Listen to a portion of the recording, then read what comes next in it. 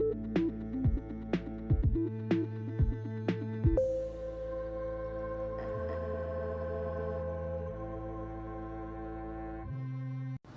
guys, welcome back to Release the Craftin. We're still here with another episode of Storycraft. And today, Storycraft is going to be Mythology Craft because of course we can't end of month of cat related tales without doing a little bit of cat mythology, right? And what's cat mythology without everyone's favorite cat goddess, Bastet. So we're going to be talking about Bastet today, and I wish I had like a really in-depth story about her, but there's just not that much left over. I'm going to blame the patriarchy for that. Was it the patriarchy? Most likely, but I don't know. But I'm blaming them anyways. We just don't have that many actual, like, mythological tales about Bastet, but there is quite a bit that we know about her as a goddess, and her place in Egypt. So stay tuned for this ride, you guys. I love this. I think you're going to love it too. So Bastet, also commonly known as just Bast, is the Egyptian goddess of cats, fertility, prosperity, love, protection, also in some cases motherhood and childbirth. And she's normally represented as a woman with the head of a cat, or, and this is the most common like incarnation of her, as a very like statuesque, sleek black cat. And you'll see that in a lot of like trade shops, witchy shops, things like that, where you can buy like statues and things like that. I keep saying things like that. That's so annoying. The cat statue, that black cat statue with all the Egyptian paraphernalia on it, that's Bast, if you didn't know already. And she's normally shown in her womanly form, carrying a sistrum, which is a type of percussion instrument, which I now need to like listen to after I type this out because I don't know what a sistrum sounds like, but I'm very intrigued. But she's normally shown carrying a sistrum or a necklace that's also used to make music. And there's evidence of ritual celebrations and these huge, like, party-type festivals in her honor where they would use these actual instruments that she's holding. So, like, she's also the party goddess, which I love that for her. And, she's regarded as one of the most powerful deities in the Egyptian pantheon because she's a direct daughter of Ra, the main sun god, main god sort of dude. And she held a super prominent role because of that in a lot of ancient Egyptian art, on top of the fact that they essentially worship cats. It's more like they revered cats, and then the worship of Bast was the worship of cats. But she was considered to be an actual part of the Eye of Ra, and would join him as he drove the sun through the sky in his chariot. And she would serve as like his general protector, guarding the chariot so that he could just carry out his duties of driving the sun across the sky. And she took in this role, she took this mantle as the goddess of the rising sun and the lady of the east, which, like, shout out to people who have multiple title names, because I love it, and I think of Daenerys every time. So here's to Bastet, goddess of the rising sun, lady of the east, protector of women and children, mother of cats. Just a moment for that, because I love it so much. The home of her temple is in the city of Bastet, and I think I'm saying that right, Bastet, and that's where her festival would be held. And when her temple was actually discovered, they found over 300 mummified I'm sorry. We'll run that back. They found over 300,000 mummified cats in coffins, set up as offerings to the goddess herself. So over 300,000 cats were mummified, put into special coffins, and then left at the temple as an offering. And they were still there when they found the tomb, which is amazing. And she was originally seen as sort of a type of warrior goddess, and her origins are tied up a lot with the lion-headed goddess Sekhmet. And over time, it seems like the goddess is split, and Bastet was seen more as like solely the embodiment of a cat, sort of more of a gentler version of like the more fierce Sekhmet. And if I have time, because this is a very short video, I will tell you guys a quick little tale of Sekhmet and how this whole thing broke down, but I don't know if I'll have time, so we're gonna keep going.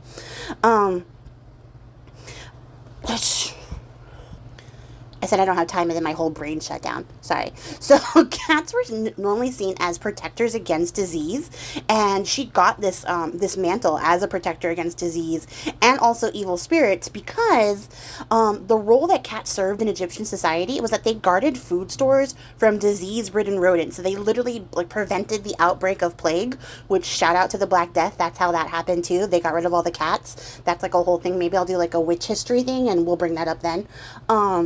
But, you know, the cats would, like, kill all the rodents, and they'd also kill all the deadly venomous snakes that would, like, terrorize the Egyptian people.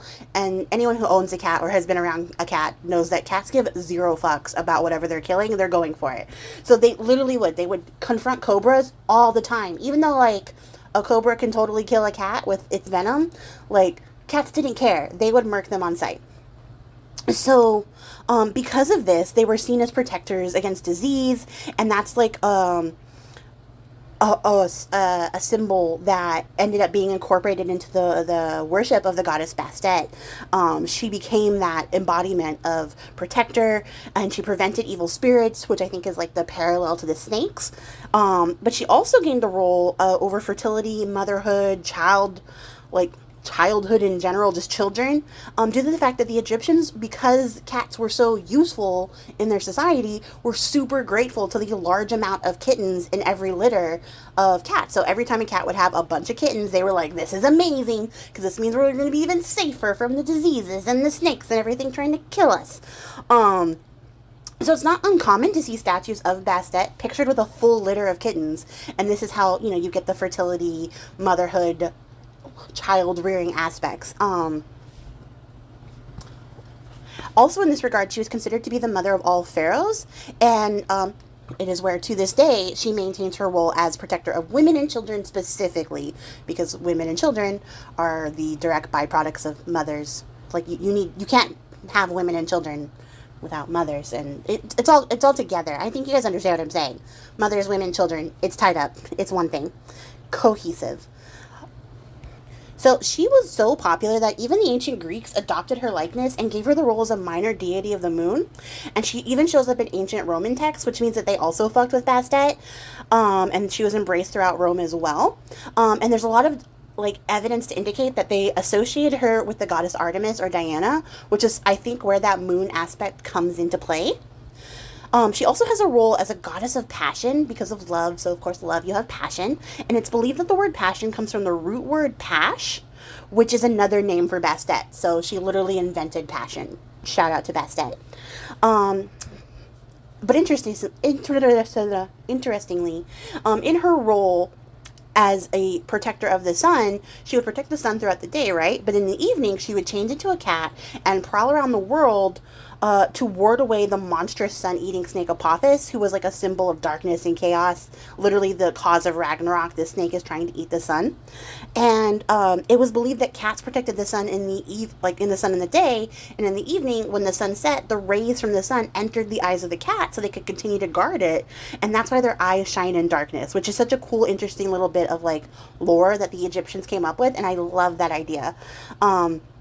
But because of this transitional role from like day to night, she also earned a role as a goddess over the transition of life in the underworld. So like going from life to death was like her role. She helped like facilitate that transition. That was her specific role in regards to the dead. So a lot of the gods you'll see in Egyptian mythology have a distinct role that's separate from their actual like realm of influence when it comes to the process of death. And that was hers. To this day, she still plays a pretty prominent role in fiction. I did not look up every representation of her, but I will say that my favorite is her representations in Neil Gaiman's American Gods and The Sandman, which I'm like inclined to believe is a shared universe at this point, because there's so much like crossover. But I think it's just because Neil Gaiman, like myself, is a huge like mythology head. But that's just like a little bit about the goddess Bastet, goddess of cats, love, fertility, children, all the good things, parties. And I think I have the time, so I'm gonna run through this tale real quick. It's not a super detailed one, so I think we'll make it. But in regards to the goddess Sekhmet, here's how she came about. So once upon a time, Ra, the sun god, the literal main god of everything up until Osiris took over, was old. Like, for some reason, Ra gets really old in Egyptian mythology. He ages, and he starts to go a little bit, you know, a little bit sundowny, a little bit senile. He gets a little forgetful and a little less focused on his godly duties. And over time, because he's not doing his job and he doesn't care about anything anymore because he's getting older and, like, why should he have to do all the work? He's retiring age, right? The mortals stop, like, worshiping him and they stop tending his temple. And interestingly enough, in Egyptian mythology, the amount of worship gods get directly relates to the amount of power that they have. So because he wasn't getting all the attention and the praise and the worship, he started to lose a bunch of his power. And once he notices, he's like, what do I do? So he goes to his dad, Nun, the space god, literally god of space, which is totally different in Egyptian mythology, but I don't have time. And Nun tells him, go back, take out one of your eyes, and that will solve the problem. Because, when people don't pay attention to you, mutilate yourself fixes everything. And in this case, it kind of does, because when he takes his eye out, Sekhmet, the lion-headed goddess of war, vengeance, bloodshed, and destruction, shout out to her for also having great realm of influence, appears. So she is made, like, living from what is left of his eye. So he pulls it out, all of his godly power in his eye, turns into the goddess Sekhmet, and he names her Sekhmet, which is like another word for like to avenge me. And that's exactly what she does. She goes down to the mortal plane and she absolutely goes on this like killer murder spree and just starts wiping out mortals left and right everywhere so that, they'll know to fear Ra and his wrath so that they'll start worshiping again, right? And they do, but the problem is that she doesn't stop when they do. It gets super, super bloody, and Ra's like, whoa, that's a little more than I wanted. So he goes to her, and he's like, hey, could you not anymore? Like, I decided I wasn't actually that mad. And she's like, hey, fuck you. This is what you made me for, so I'm going to keep doing it. And she does. She just totally ignores Ra and is like, I don't care about what you have to say. I am living for all this death, right? So she's on her, like, carnage mega super run, and Ra's like, well, so the other gods get together with the mortals and they're like, what do we do? And they come up with this plan to take a bunch of ale and they like mix it up in like a big batch with a bunch of human blood, which like I guess everyone just donated like a pint or something. I don't know where they got this blood. And they mix it all up and they leave it out for her. And she sees the ale, decides she'd love to have a drink because she's super bloodthirsty, like literally. And so she's like, fantastic. She has a bunch of it. She drinks all of it. She passes out. And while she's unconscious, Ra's like, yeah, I'm just going to divide in half, divide by two. So he splits up her essence, like her godly essence, into two parts. And that's where you get Bastet. And Bastet is like the opposite, the yin to the yang, so to speak. Totally different cultures, but we're doing it. To Sekhmet, and because she's been split in half, her rage is like subsided, and she now takes over a more role as a avenger, revenger type of person, as a symbol of protection, rather than being a actual like apocalyptic disaster, because that's literally what she was before, right? So Bastet gets the more gentler aspects, the kinder roles as protector and guardian and sort of steward of mother and children, and Sekhmet takes up the role of continuing to be the goddess of war, but also healing, protection, righteous vengeance, just a lot less murdery. So she's like a good parallel to the nature of Bastet, who was like her counterpart / sister. This makes them both children of Ra, and I just really love this story. I love the idea of like a lion, a female lion, like shout out to them because they literally do all the work, going on this murder spree, getting absolutely trashed, and then when she wakes up, she's like, oh, yeah, sorry, I'll just continue to maybe do stuff, but less crazy. I don't know what happened to me. I just got carried away, guys. And everyone just goes with it. They're like, great, you do that because you're actually low-key really terrifying. And she sort of just embodies, I think, like the absolute archetype of feminine rage, where when unleashed, it is like so scary the gods tremble before it.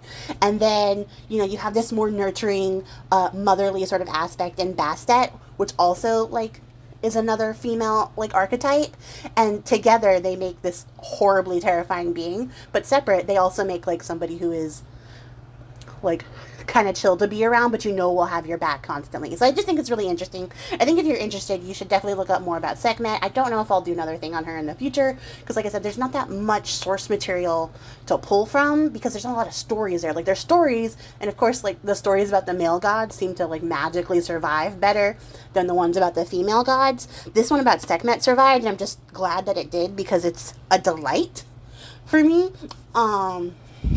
But there's not, like, a lot to go off of, and most of the stories aren't matching my theme of cats, so I don't have time to tell them all right here. But I probably will come back and revisit some more Egyptian mythology in the future, but I hope that you guys enjoyed this. If there is something that you would like to hear on this segment in particular, I will be continuing to do Storycraft, so leave your what's it called?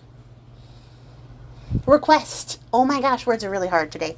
Leave your request in the comments below, and I will try to get through them. Next month, I'm going to focus on doing viewer requests, so it is an excellent time to shuffle some requests in there, especially if there are things that I haven't hit on yet that you would really like to hear. It doesn't have to even be something specific. You could just say, like, I want to hear something from Korean mythology, and I'll find something, because I love to tell stories, and I love this segment for you guys.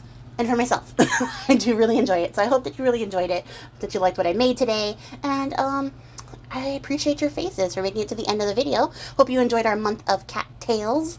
It was cat-tastic, and I'm having the best time with it, and I will catch you guys all in the next one. Till then, happy crafting. Bye!